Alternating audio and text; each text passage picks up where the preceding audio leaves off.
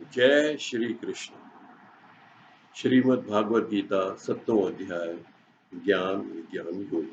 श्री भगवान चयो, हे अर्जुन, हाणे ॿुध उन्हीअ योग विधीअ खे जंहिंसां तूं पंहिंजे मन खे मूं में आसक्तिअ सां स्थित करे सघंदे ऐं मुंहिंजी शरण अची मूंखे संपूर्णता सां बिना संशय ॼाणी सघंदे।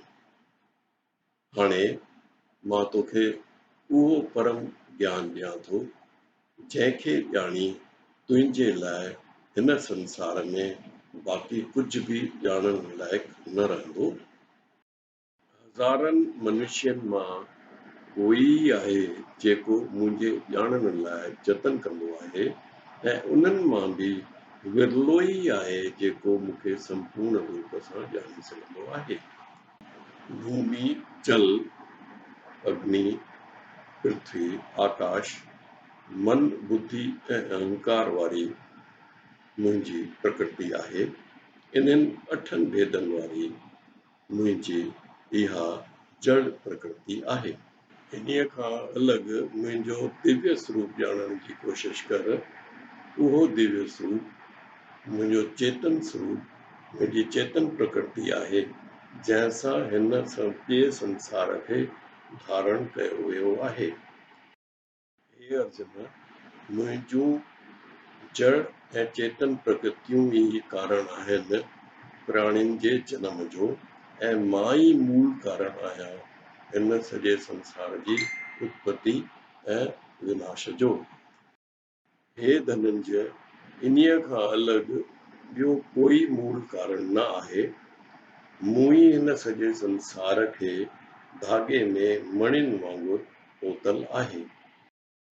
हे अर्जुन, मां जल में रस, चंद्रमा ऐं सूर्य में प्रकाश, वेदन में ओम आहियां ऐं आकाश में शब्द, मनुष्यनि द्वारा पुरुषार्थ कयो वेंदो बि मां ई आहियां। पृथ्वीअ में पवित्र सुरण, अग्नीअ जो तेज बि मां आहियां। प्राणियुनि में हवा रूप प्राण ऐं तपस्वियुनि जो तप बि मां ई आहियां। हे अर्जुन, तूं ॼाण त सभिनी प्राणियुनि जो कारण सनातन ॿिज बि मां आहियां। तेजस्वियुनि जो तेज ऐं बुद्धिमाननि जी बुद्धि बि मां ई आहियां।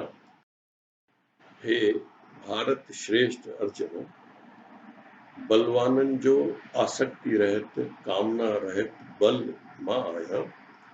प्राणियुनि में धर्म युक्त शास्त्र अनुकूल काम बि मां आहियां।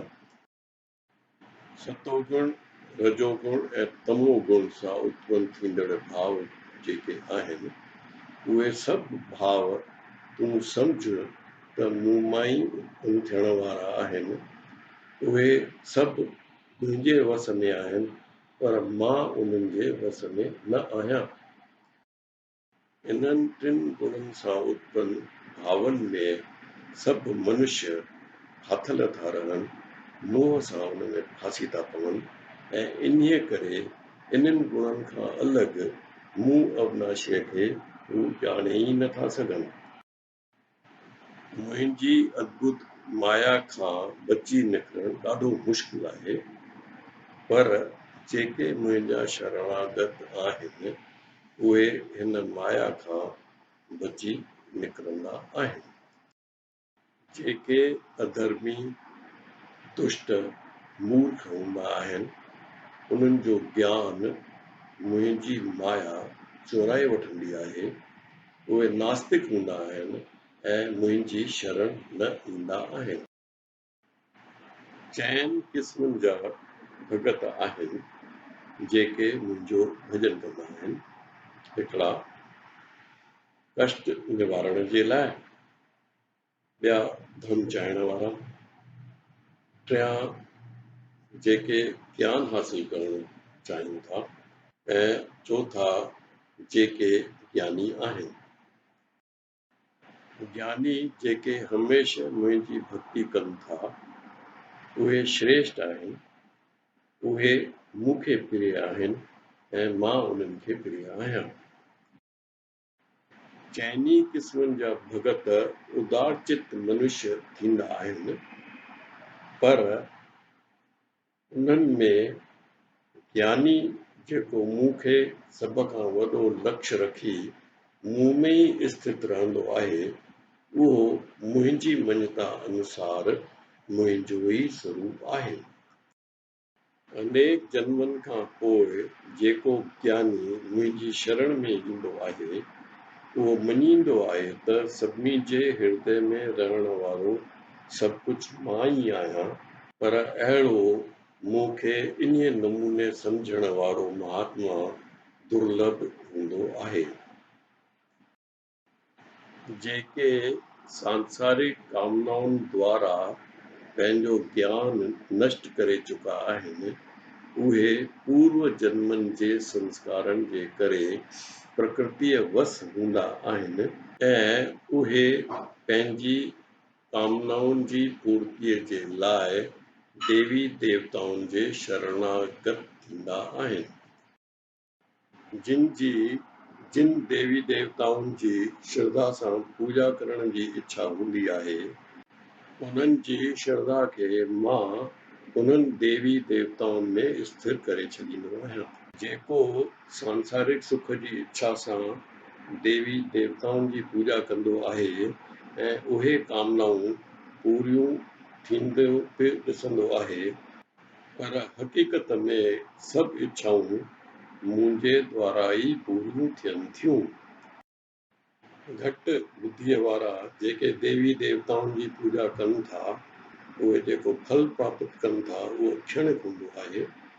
जेके देवी देवताउनि जी पूॼा कनि था, उहे उन्हनि खे प्राप्त थींदा आहिनि, ऐं मुंहिंजा भगत अंत में मुंहिंजे परम धाम खे ई प्राप्त थींदा आहिनि। मुंहिंजो असली रूप न सम्झी सघण वारा मूर्ख हूंदा आहिनि। मूं अप्रकट परमात्मा खे जनम वठण वारो सम्झंदा आहिनि, इन्हीअ करे हू मुंहिंजे अविनाशी परम प्रभाव खे सम्झी न सघंदा आहिनि। मां सभिनी लाइ ज़ाहिर न आहियां ऐं मां पंहिंजी योग माया सां ढकियल रहंदो आहियां। मूर्ख न सम्झी सघंदा आहिनि कि मां अजन्मो अविनाशी परमात्मा मां ई आहियां। हे अर्जुन, गुज़रियल, हलंदड़ ऐं ईंदड़ वक़्त में थियण वारनि प्राणियुनि खे मां सभिनी खे ॼाणां थो, पर श्रद्धा रहित जेको मुंहिंजी भक्ति नथो करे, उहो नथो ॼाणे मूंखे। सभु प्राणी द्वेष, इच्छा वग़ैरह झगड़नि जे करे मोहग्रस्त आहिनि, ऐं उहे वरी वरी जनम वठी मोह खे ई प्राप्त थींदा आहिनि। पर जेके पूर्व जन्मनि में ऐं हिन जन्म में पुण्य कर्म कंदा रहनि था, ऐं उहे सभिनी पंहिंजनि पापनि खे नष्ट करे चुका आहिनि, उहे भक्ति भाव सां पके इरादे सां मुंहिंजो भॼन करे मोह खां मुक्त थी वञनि था।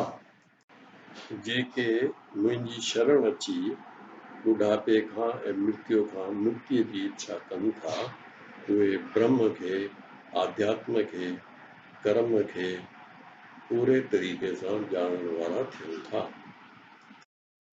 जेके मूंखे अधिभूत, अधिदेव, अधियज्ञ ॼाणी मन में रखनि था ऐं अंत काल में बि पंहिंजे मन में रखनि था, उहे मुंहिंजे शरण अची मुंहिंजे परम धाम खे ई प्राप्त थियनि था।